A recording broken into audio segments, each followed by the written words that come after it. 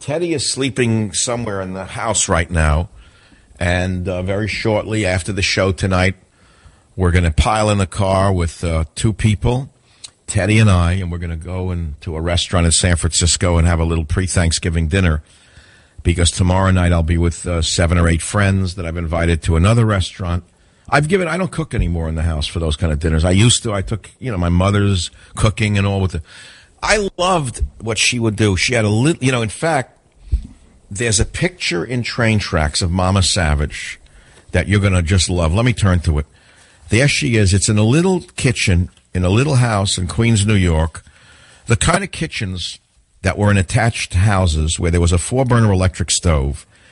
And if she were cooking at the stove, you had to walk in sideways with your back to her for obvious reasons. I mean, you didn't want to brush, so you had to walk into the kitchen. The table you had to squirm into.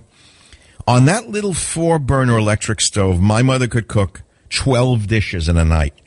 The refrigerator was always overflowing with dishes. If I came home from college with friends, 11 o'clock, 12 o'clock at night after going to a Latin dance or whatever, she'd come down and she'd say, "You want to eat? Do you remember the movie when Martin Scorsese's mother played the gangster mother?" No, we weren't in like that, but do you remember that movie? What was that movie with Scorsese's mother always played in the movies?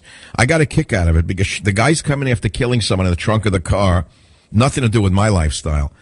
And she says, you want to eat? You want to eat? She makes them sit down at the table and eat, remember? And the guy's still alive in the trunk. What was that movie? Goodfellas? Anyway, she says, "What's that on your clothing?" The Scorsese mother. A deer, they say. We hit a deer on the road. It was awful. But my mother we didn't have those people in my family. She was good-hearted from top to bottom, so she would cook. We'd come in 11 o'clock, 12 o'clock. She'd come down and say, drowsy-eyed, "You want to eat something, guys?" And I swear to God, whether it be a chicken would come out or a piece of meat or a soup, and within 10 minutes there was a 7-course meal on the table. I don't understand how she could do it, but I don't do it anymore. I'm becoming like that character in that. What is that movie that I keep forgetting every year? Can anyone name that movie? It was set in Baltimore, Maryland. It was done by the American director who did Diner, Barry Levinson. Now I got producer, look it up. Barry Levinson did this movie, and I keep remembering it. It starts out with a big family, and everyone's happy and arguing, and they're all, Avalon, bingo, Avalon. Everyone's happy, and they're together, and this is when they're just still new immigrants to America. And then as the years go on and they become a little bit more successful, the number of people coming to dinner is reduced to a smaller and smaller each year. You get the picture.